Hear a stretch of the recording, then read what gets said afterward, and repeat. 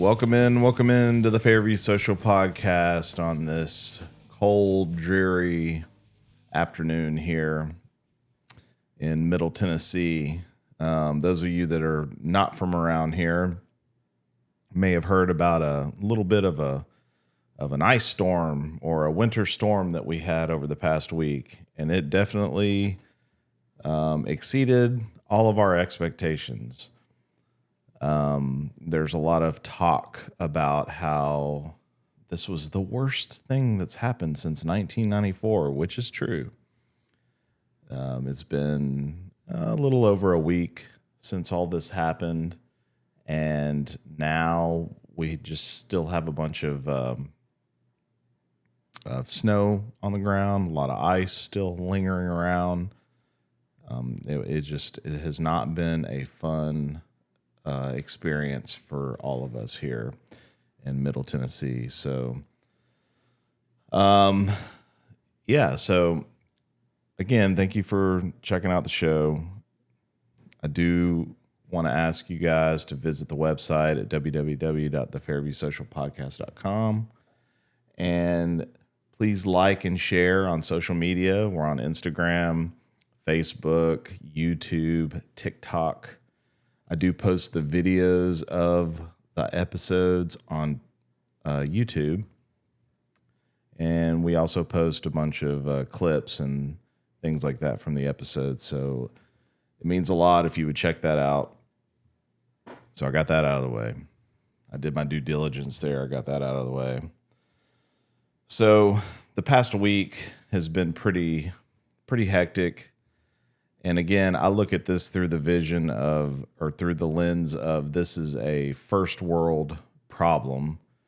I've been to third worlds, and the things that we're dealing with here this week or over the past couple of weeks is not as bad as situations that I've seen, but it's very bad for us, people that are not accustomed to this type of thing.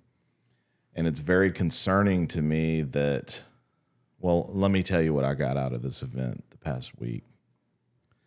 A couple things. One, for me, having the situation where we've had this snow event and ice event and power loss and all that kind of stuff, for me, it's a little bit of a double whammy because I work in an industry where we are out on the front lines of this kind of stuff happening.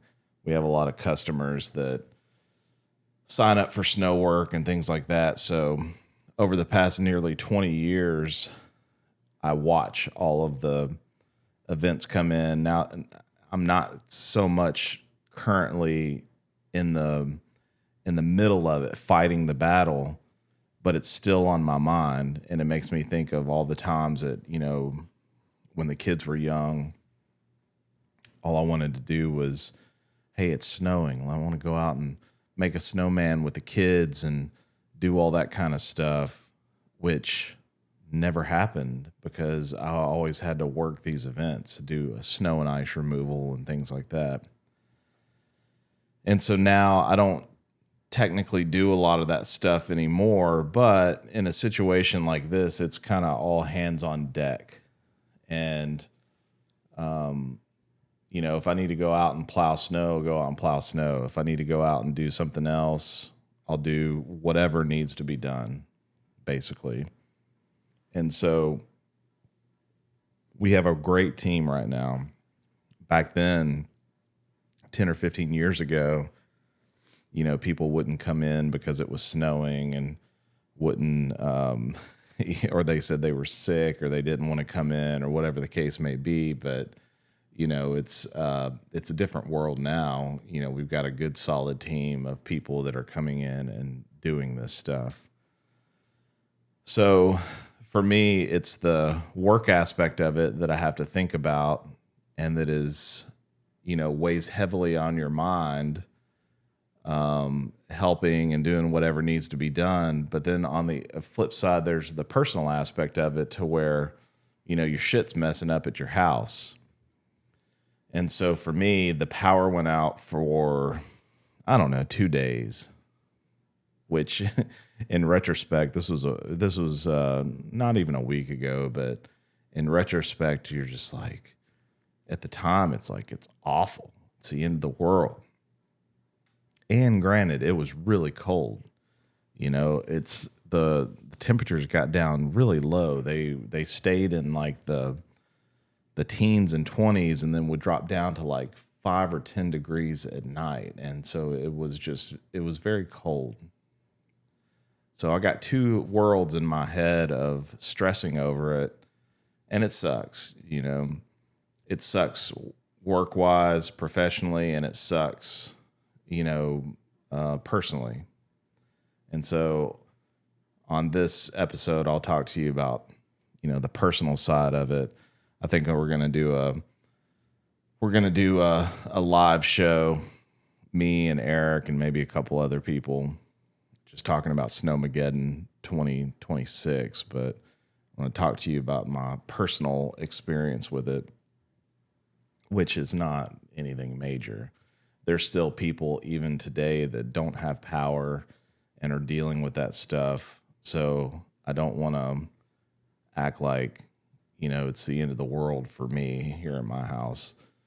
So the snow came in last Saturday. It was the 24th. January 24th is when it came in. And, every time we see the news here in this area, it's always going to be the worst thing ever, or it's going to not be a big deal. The problem with all of this is that it's either when they call for like this huge storm and this huge problem, it turns out to be nothing. Or if they're not calling for much at all, it turns out to be like this huge deal. And that's how it's been over the past, 10, 15 years. Because the reality is they don't really know for sure. They just, they're just kind of predicting it, which is fine. That's what the news does. The weather does. It predicts it. You can't pinpoint it exactly. But what we did know is we knew that there was going to be something, and it could be any or all of these things.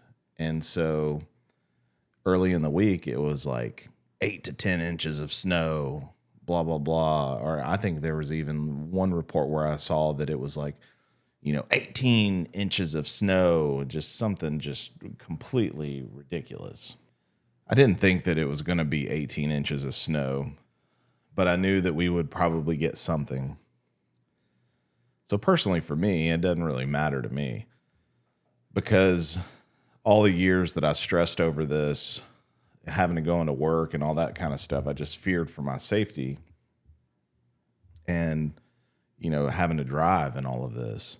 And so back then, whenever I used to work in these events, physically doing snow removal, I would leave my house before I thought it was going to snow just to be at the destination to prepare for snow work. Because I live in Fairview, and everybody in Fairview knows we live up on this hill, and it's nearly impossible to get out when all this stuff starts. But my professional life kind of demanded that we had to be there and work these snow events. And that was fine. That was okay.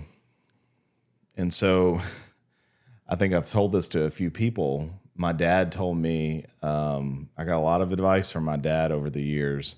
And some of the worst advice that I ever got from him was, well, this isn't bad advice. He said, you don't need four-wheel drive. You don't need to spend the money on buying a four-wheel drive vehicle, which technically he's probably right, because here in Middle Tennessee, we don't experience this stuff a lot, maybe a couple times a year.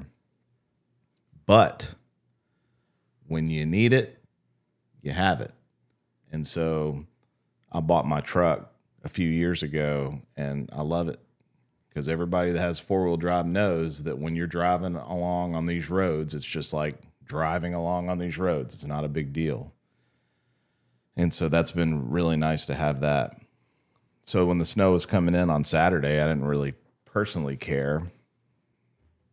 And so I just didn't think about all of these other scenarios that had happened. One scenario being that the power goes out. Okay, power goes out, that's fine. But usually when our power goes out here, it goes out for a few minutes, it flickers, and then it comes back on. Or it'll be out for a couple hours. But you know what happened, what you learn afterward is this is a state of emergency type situation. I mean, this snow and ice is very, very weird. I don't understand how the weather works. Maybe a weatherman can come on here and educate me more. But I thought that when a snowstorm comes, a snowstorm comes. And if it's 32 degrees, then you're getting snow. And that's just what I thought it was going to be. But apparently that's not really the case, because there's freezing rain, there's snow, there's sleet, there's ice, there's all these things. And so we were getting like freezing rain when it was like 20 degrees outside. I don't know how it all works.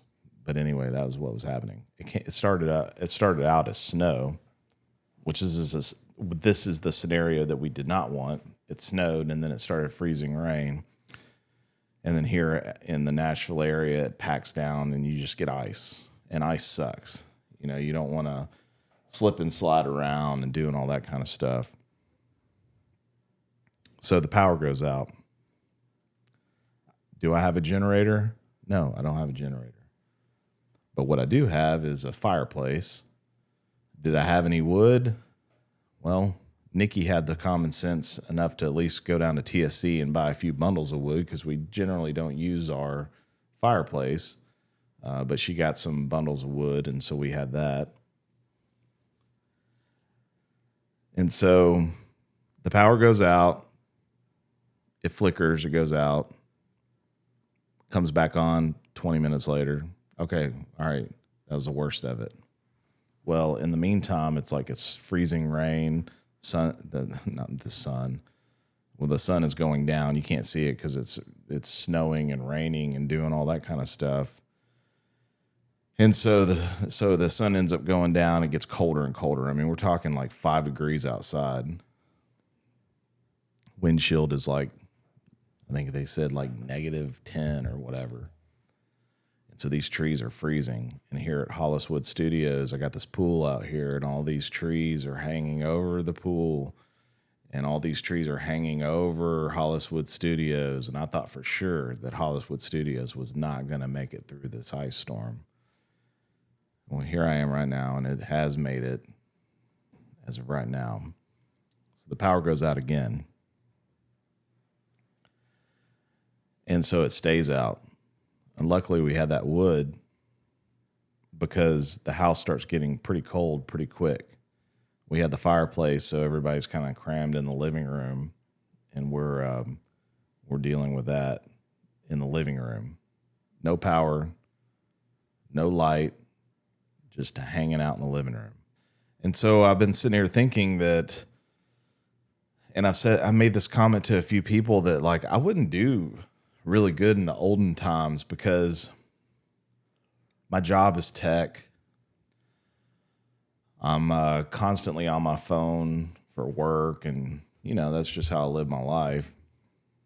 And I think that what's different about this now here in 2026 compared to 1994 is the technology that we have now. So we're all connected, and we're all able to talk to each other, and we're all able to scroll on social media to get more information about the storm, or just get, to entertain yourself by watching videos or whatever to pass the time. But I would not do very good in the olden days.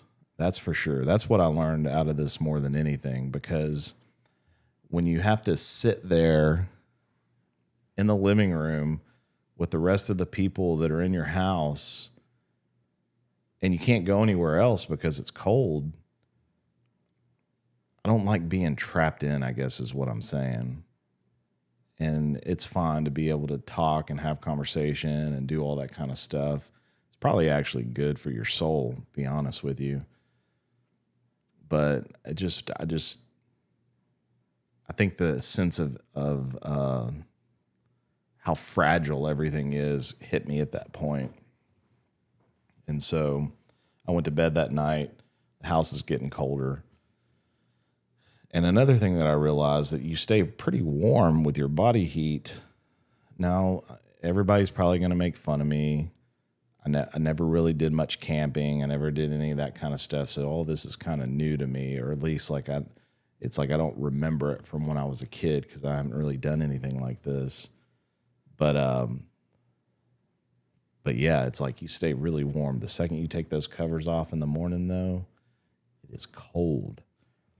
And so my house at that point had gotten down to probably around, 47, 48, which is kind of chilly. And got up the next morning. I wasn't dripping the sinks. I was running the sinks all night. I'll pay a water bill. I'll pay a high water bill, but I don't want those pipes busting, because I remember when I was a kid, my dad was always out there trying to do something about broken pipes. We had a crawl space when I was a kid. I have a basement now, or basement that's finished, and then a garage. And so I was thinking about it. I was like, well, hell, I don't have any heat in the garage. So I put it, I couldn't put a heater out there because the power was out. So I'm like learning all these things on the go. Anyway, it sucked. Wasn't a big deal, but you have to start thinking about these things.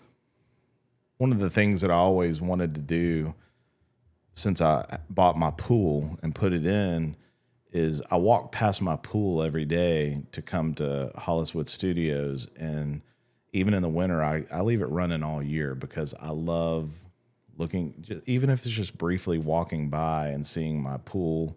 It's beautiful. It's just one of those things that you like, that you desire to have. And so that's I just leave it running. I don't winterize it. Because as long as you leave the pump running on the pool, it's, the water's flowing at a bajillion miles per hour, so it's not going to freeze. I think one time we had a deep freeze that lasted 3 or 4 days, and I ended up maybe getting like a hair of ice in the corner of the pool. Not much at all. And so I was like, all right, that was like the ultimate test. And so I just leave it running. So for the past 3 years, I just leave it running. What I didn't think about is when the power goes out, the pump can't run, and I don't have a generator. And I'm thinking, we're keeping warm, and that's a priority. We have a fireplace, thank God, And to finish my story about the wood, it's like we ran out of that TSC wood, but I found a guy that came and delivered some. And so we had plenty. Overcharged us, but we had plenty. Actually, I don't even want to say overcharged, because the conditions that he was having to deal with, I probably would have done the same thing. So the pool is not able to run. It freezes, and there's tons of damage. I'm going to have to replace the whole system. Hopefully nothing underground's messed up under the deck. Again, these are first world problems, and I by no means want to sit here and whine and cry about it, because thank God nothing fell on our house. We've had some stuff fall down on the decks and some stuff fall down around the house. There's going to be a lot of cleanup, and the pool's probably about 6 inches thick of ice right now. But I'm not going to complain about that kind of stuff, because, we made it through it. We're all okay. We're all okay. But it made me realize that I'm not prepared for any kind of event or anything like that. Like if the whole world went to shit or went to hell in a handbasket, and I needed to go out and hunt my food and do all of those things, would I be able to survive? Absolutely not. And as a man, I feel like some of my man card has been revoked here. And there's probably other guys out there feeling the same way because, a few days before this storm hit, you go to Walmart, just casual Walmart, to pick up some chicken to cook for dinner, which I took the storm. Well, no, I don't want to say I took it seriously because I didn't, because I'm used to seeing that there's going to be problems. And I'm just like, yeah, everybody over exaggerates it. You go to the store, the running joke around here is like bread and milk. You can't get any bread and milk. But a few days before the storm, just going and try to get like a little bit of chicken to cook for dinner 3 or 4 nights before the storm, there is absolutely nothing, no meat, no nothing, because the store was wiped out. The store was wiped out in a day. If everything goes to shit and the stores are wiped out, bigger than just an ice storm, terrorist attack, any kind of war or any other issue, what am I going to do? I don't know what I'm going to do. It was very eye-opening.